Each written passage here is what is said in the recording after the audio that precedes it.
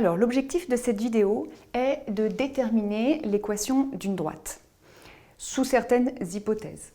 Alors, vous aurez très souvent dans les exercices ce genre de questions.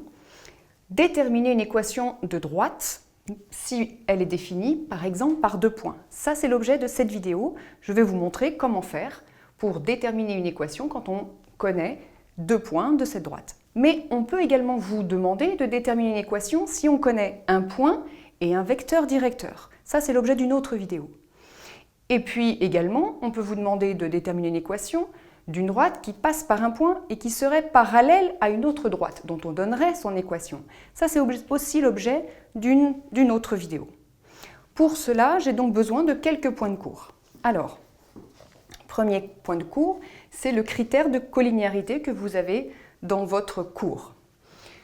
Donc, on se donne une base orthonormée, 2 vecteurs, IJ, et U et V, 2 vecteurs exprimés dans cette base. Donc, je vais noter x1, y1, les coordonnées de U dans la base IJ, et x2, y2, les coordonnées de V dans la base IJ. Et mon critère de collinéarité, que dit-il? Il dit que U et V sont collinéaires, c'est-à-dire qu'ils ont la même direction, si et seulement si le déterminant de ces 2 vecteurs est égal à 0. Le déterminant, c'est une notation, c'est un tableau de nombres où l'on écrit les coordonnées de U, x1, y1 en vertical, les coordonnées de V, x2, y2 en vertical, et avec ce symbole pour se rappeler, savoir un moyen mémotechnique de se rappeler de la formule, j'applique x1, y2 moins y1, x2 est égal à 0.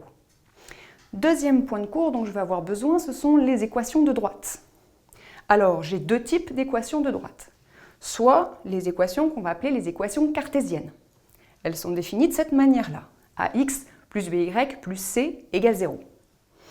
Et mon cours me dit, c'est l'objet d'une autre vidéo également, que U de coordonnées moins BA est un vecteur directeur de cette droite-là. J'ai également ce qu'on appelle les équations réduites, de la forme y égale à mx plus p. M s'appelle la pente de cette droite, et on aura un vecteur directeur de coordonnées 1, m. Ce sont les droites que vous avez vues en 3e généralement. Maintenant, nous allons voir comment la méthode qu'il faut appliquer pour trouver ces équations de droite. Voici donc un type d'exercice classique où on vous donne 2 points, A, 1, 2, B, 4, moins 1, et on vous demande de déterminer l'équation de la droite AB. Alors l'idée, c'est d'inventer un point. Ce point, en général, on va l'appeler M. Et on va lui donner les coordonnées x, y. Quelles sont les conditions nécessaires et suffisantes pour que ce point M appartienne à la droite? Je vais faire un petit dessin. J'ai mes 2 points qui me sont donnés, A, B. Voici la droite AB. Et donc, mon point M va appartenir à la droite si et seulement si le vecteur AB est collinéaire au vecteur AM. Donc, je vais calculer les coordonnées de mes 2 vecteurs, AB, AM, et je vais écrire le critère de collinéarité. Donc, j'y vais. Je vais donc calculer les coordonnées du vecteur AB. AB, XB, moins XA, YB, moins YA.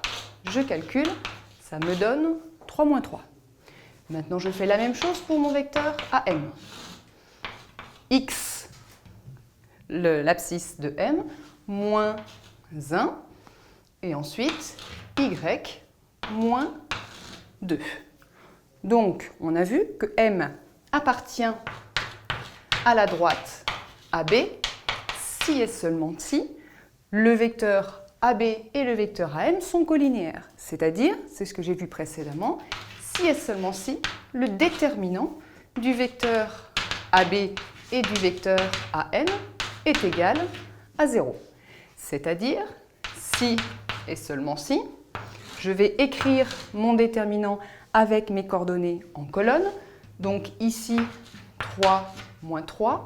Ici, x moins 1, y moins 2. Je vous rappelle la forme pour calculer mon déterminant. 3 facteur de y moins 2 moins 3 facteur de x moins 1. Je développe. Ça me donne 3y moins 6 plus 3x 3. Et comme je voulais qu'il soit collinéaire, est égal à 0. Je vais écrire un petit peu mieux. Donc, ça me donne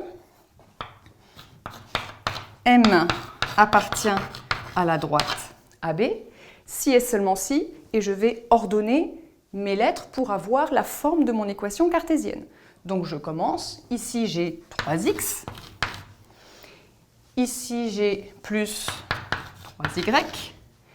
Et ici, j'ai donc moins 6 moins 3, c'est-à-dire moins 9, est égal à 0. Et voilà mon équation cartésienne.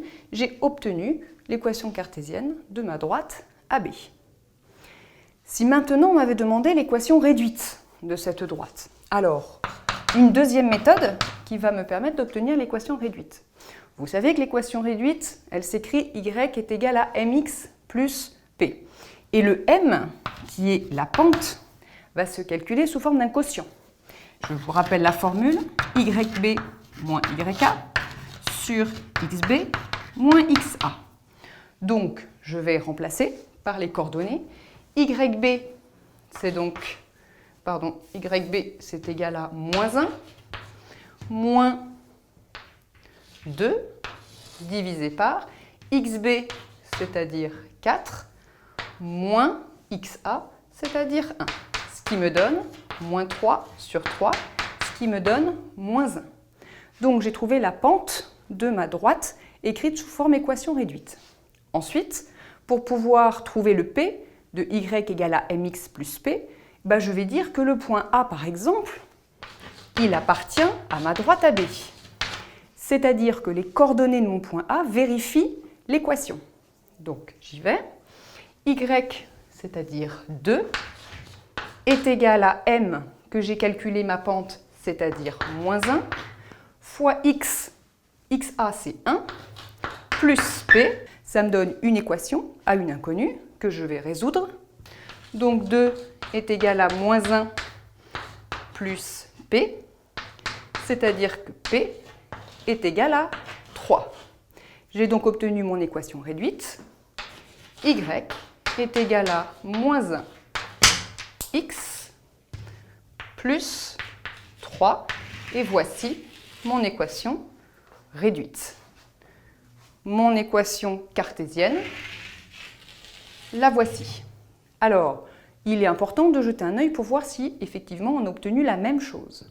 Si je divise par 3, puisque ici j'ai égal à 0, j'obtiens x plus y moins 3 est égal à 0. Je fais passer le y de l'autre côté et j'obtiens bien moins x plus 3. Donc j'ai bien la même équation de droite. Maintenant je vous laisse faire pour appliquer ce qu'on vient de voir.